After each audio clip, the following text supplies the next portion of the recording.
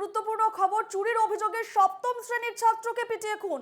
বারুইপুর থানা এলাকার ঘটনা। মৃতের নাম পবিত্র সরকার। মামার বাড়িতে বেড়াতে এসেছিল এবং স্থানীয় একটি আশ্রমে ঢুকে চুরির অভিযোগ। আশ্রমে ডেকে পাঠিয়ে বেধড়ক মারধর, গুরুতর আহত অবস্থায় হাসপাতালে নিয়ে যাওয়া হয় তাকে এবং সেখানেই তাকে মৃত ঘোষণা করে চিকিৎসকেরা। থানায় অভিযোগ দায়ের মৃতের মায়ের, যদিও এখনো কাউকে গ্রেফতার করা হয়নি। সরাসরি রয়েছেন আমাদের প্রতিনিধি উজ্জ্বল সরকার, বিস্তারিত জানবো। উজ্জ্বল, চুরির অভিযোগে সপ্তম শ্রেণীর এক ছাত্রকে পিটিয়ে খুন, এমনটাই অভিযোগ, চুরির অভিযোগ, এবং সেক্ষেত্রে প্রশ্ন উঠছে নিরাপত্তা নিয়ে এবং আশ্রমে ডেকে তাকে মারধর করা হয়েছে, এমনটাই অভিযোগ। ঘটনার বিষয়ে কি জানতে পারছো? দেখো, উত্তরভাগ লাগোয়া দমদমের দিকে যেতে যে একটি আশ্রম আছে, ওই আশ্রমে মূলত চারদিক থেকেই মূলত ঘেরা এবং সামনের দিক থেকে গেট দেওয়া। সেই গেটে নাকি একটি বাচ্চা প্রায় মাঝে মধ্যে নাকি চুরি করতো, এমনই অভিযোগ ছিল ওই মাতাজির। এবং এর আগেও নাকি একবার মারধর করা হয়েছে। ওই বাচ্চার যে মামা, তিনি কিন্তু ওই আশ্রমেই কর্মরত, ওই আশ্রমেই কাজ করত, এবং সেই জন্যই ওর মামাকে ডেকে পাঠিয়েছে ওই বাচ্চাটাকে নিয়ে এসে কিন্তু হাত এবং পিঠে বেঁধে কিন্তু বেধড়ক মেরেছে। মারার পরে কিন্তু তারপরে কিন্তু আর খোঁজ খবর পাওয়া যাচ্ছিল না। তারপরে শোনা যায় গতকাল যে ওই যে সপ্তম শ্রেণীর ছাত্র, সেই ছাত্র কিন্তু তাকে পাওয়া যায়, বারুইপুর থানায় নিয়ে গেলে তাকে মৃত বলে ঘোষণা করে। এই খবর যখন তার মা যখন বারুইপুর থানায় কমপ্লেন করতে আসে, তা ওই কমপ্লেনের ভিত্তিতে আমরা তখন মাতাজির কাছে গিয়েছিলাম।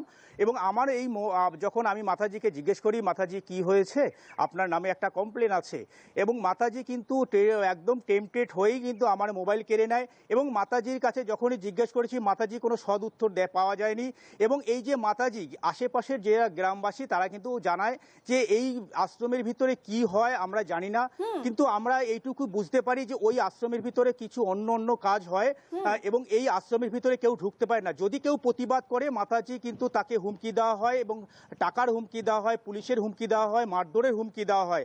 এমনই কিন্তু অভিযোগ ওই মাতাজির বিরুদ্ধে। রূপা, পুলিশের কাছে অভিযোগ জানিয়েছে মৃতের মা, এবং সেক্ষেত্রে পুলিশ প্রশাসন কি ধরনের পদক্ষেপ নিয়েছে? এবং তুমি যেমনটাই বলছো যে আশ্রমে আরো বেআইনি কাজ হওয়ার সম্ভাবনা রয়েছে, সেক্ষেত্রে পুলিশ কি ধরনের পদক্ষেপ নিয়েছে?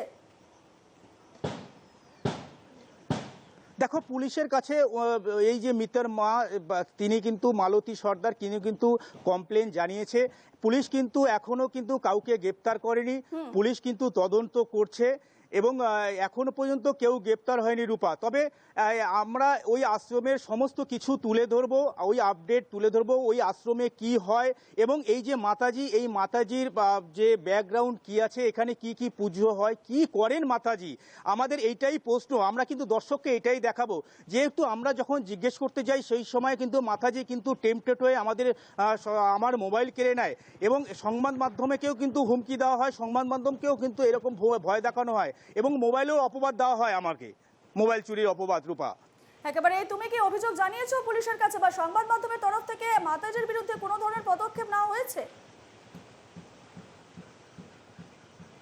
না, আমরা বিষয়টা জানিয়েছি। আমরা এ বিষয়ে আমরা থানাতেও আমরা অভিযোগ জানাবো মাতাজির বিরুদ্ধে, এবং আমরা সমস্ত কিছু কিন্তু আমরা এখন আবার যাব ওই মাতাজির আশ্রমে, এবং মাতাজির যে কি অ্যাক্টিভিটি আছে, মাতাজির কি সঙ্গে আমরা আলোচনা করব, তারপরে আমরা বিস্তারিত ডিসিশন নেব। রূপা, বেশ, তুমি এই খবরেই থাকো, এবং আপাতত তোমাকে ধন্যবাদ জানাচ্ছি। যেমনটা আমরা জানাচ্ছিলাম যে চুরির অভিযোগে সপ্তম শ্রেণীর ছাত্রকে পিটিয়ে খুন করা হয়েছে, এবং বারুইপুর থানা এলাকার এই ঘটনা, এবং মৃতের নাম পবিত্র সরকার।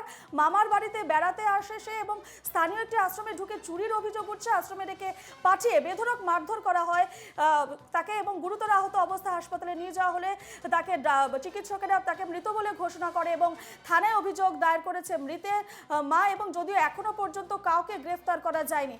এবং যেমনটা আমাদের প্রতিনিধি উজ্জ্বল সরকার জানালো যে আশ্রমের মাতাজির বিরুদ্ধেও কিন্তু বিভিন্ন অভিযোগ রয়েছে, এবং আশ্রমে কি ধরনের কাজ কারবার হয় বা অনৈতিক কোনো কাজ হয় কিনা, সে বিষয়ে কিন্তু আমাদের নজর থাকবে। আমাদের প্রতিনিধির এর আপডেট জানিয়ে যাবে। তবে আপাতত উজ্জ্বলকে ধন্যবাদ জানাচ্ছি।